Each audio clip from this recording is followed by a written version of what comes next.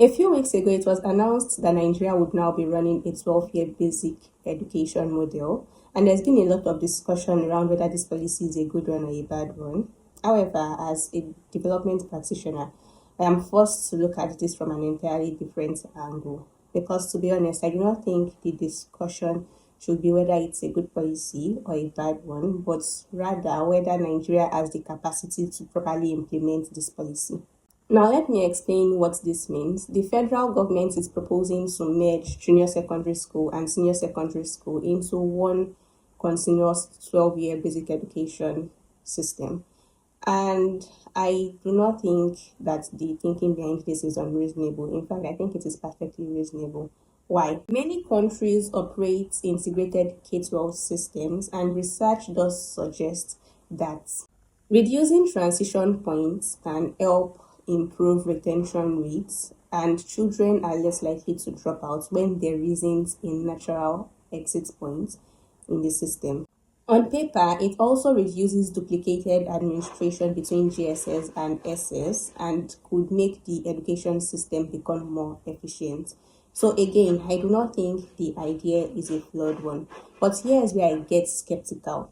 Nigeria's education crisis has never really been a structural problem. It has always been an implementation problem. So changing where the administration line sits between JSS and SS does not solve chronic underfunding. It does not solve teacher shortages. It does not improve teacher welfare. It does not build laboratories, classrooms, and technical workshops. It does not make schools safer in communities where insecurity keeps children out of school, and it certainly does not solve poverty, which still remains one of the biggest reasons why a lot of children are not in school.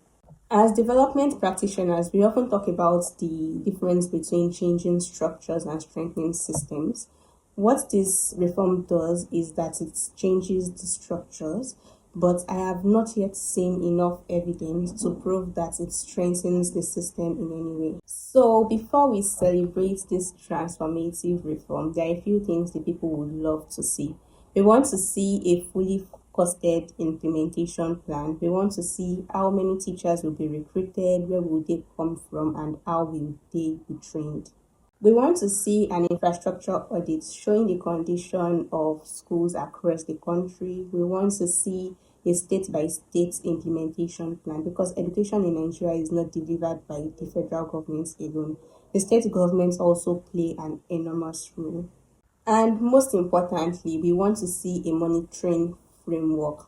How exactly will success be tracked? What indicators are we looking at? Are we tracking completion rates? Are we tracking student-teacher ratio? Are we tracking learning outcomes? Because without these indicators, we would never know whether this reform is actually working.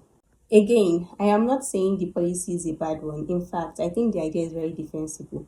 However, Nigeria has a long history of introducing structurally sound education reforms that were never properly implemented.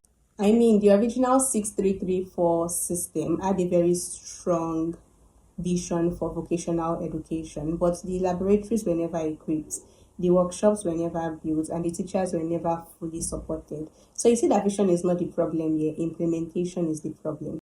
And that is why I think this conversation should not end with whether this policy is a good one or a bad one, but should begin with whether we are willing to set systems and structures in place to make good policy work. Because good policy without implementation does not do anything.